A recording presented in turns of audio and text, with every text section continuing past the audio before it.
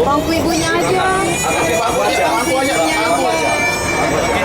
Ajaib, kisah satu bayi berusia sekitar 8 bulan selamat setelah berhasil dievakuasi pada insiden terbakarnya kapal motor penumpang Putri Yasmin di perairan Selat Lombok.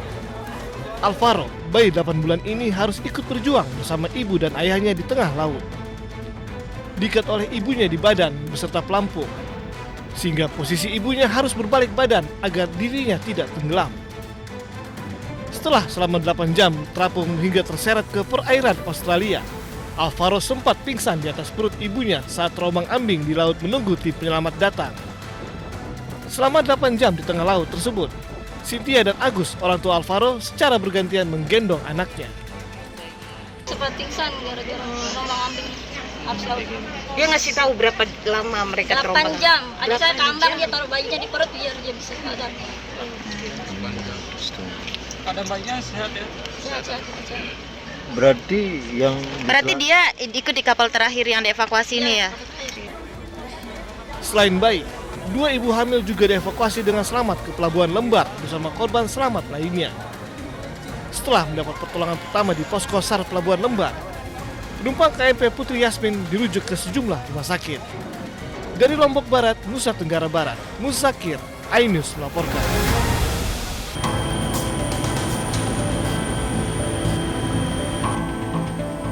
Pencarian korban KMP Putri Yasmin yang terbakar dilakukan tim SAR gabungan melalui jalur laut dan juga mengerahkan helikopter. Penyisiran difokuskan di lokasi kebakaran kapal yang diperluas ke sejumlah titik di perairan Selat Lombok yang diduga menjadi arah hanyut para korban. Hingga Rabu malam, total sebanyak 212 orang telah berhasil dievakuasi dari KMP Putri Yasmin yang terbakar di perairan Sekotong, Lombok Barat, Nusa Tenggara Barat. Langsung duduk. 39 korban terakhir yang berhasil evakuasi dibawa oleh kapal Parama Kalyani ke Pelabuhan Lembar pada pukul 21.50 waktu Indonesia Tengah. Setiba di pelabuhan, para korban langsung mendapatkan penanganan medis. Diketahui dari 39 korban terakhir, 3 diantaranya merupakan seorang ibu hamil dan seorang balita berusia 7 bulan.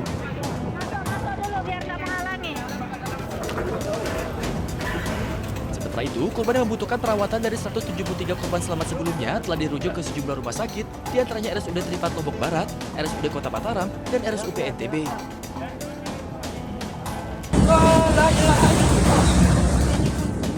Sebelumnya, KMP Putri Yasmin yang melayani rute Padang Bayi Lembar dilaporkan terbakar di perairan Lombok. Terbakar sekitar jam 5 pagi waktu Indonesia Tengah.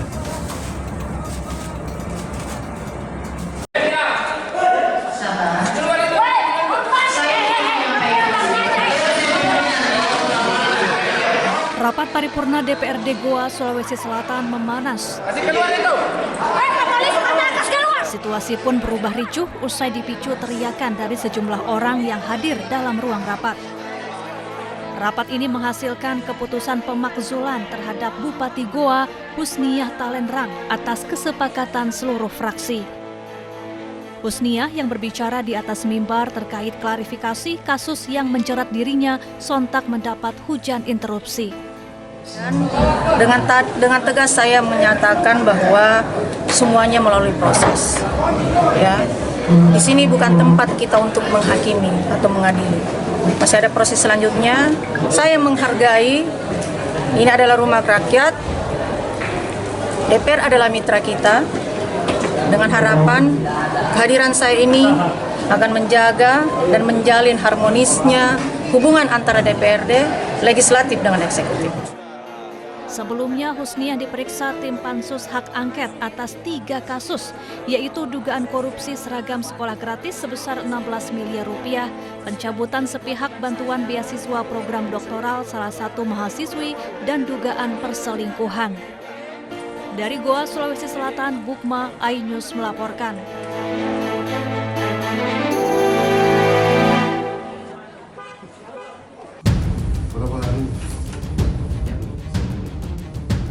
Tim Catanras Satreskrim Polrestabes Makassar menangkap seorang mahasiswa di sebuah indekos di Makassar bersama teman perempuannya. Pelaku ditangkap usai membuat skenario penculikan dan penyekapan dirinya untuk memeras orang tuanya. Sebelumnya, orang tua EE mendapatkan pesan dari seseorang yang mengaku menyekap anaknya. EE disebut memiliki utang 90 juta rupiah.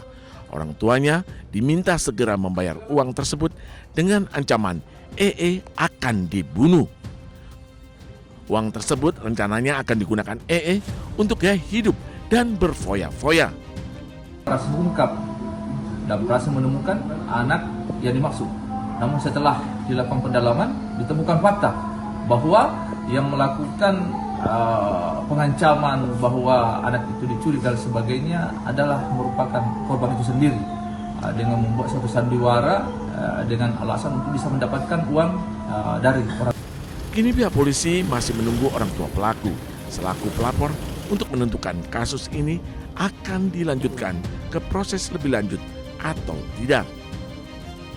Dari Makassar, Sulawesi Selatan, Leo Muhammad Nur, iNews melaporkan.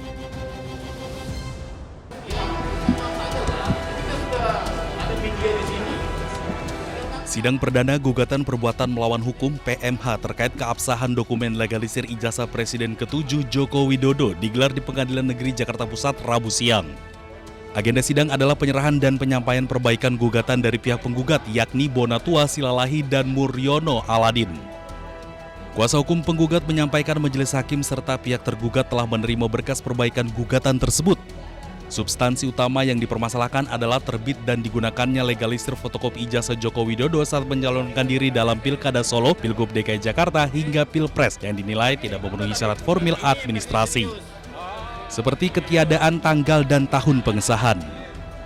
Makanya ini saya merasa bahwa dengan tiadanya tanggal itu menghilangkan jejak penelusuran. Sehingga kita tidak bisa mengkoreksi benar nggak dulu dilegalisir. Kita tidak bisa mengkoreksi, dulu kalau seingat saya ada tahun sekian, tahun di waktu yang sama ada juga yang melegalisir. Ini mengaburkan penelusuran kita, seperti itu. Sebelum berlanjut ke sidang pembacaan gugatan, upaya mediasi telah dilakukan sebanyak 4 kali. Namun rangkaian mediasi mengalami kebuntuan akibat ketidakhadiran para tergugat utama secara langsung.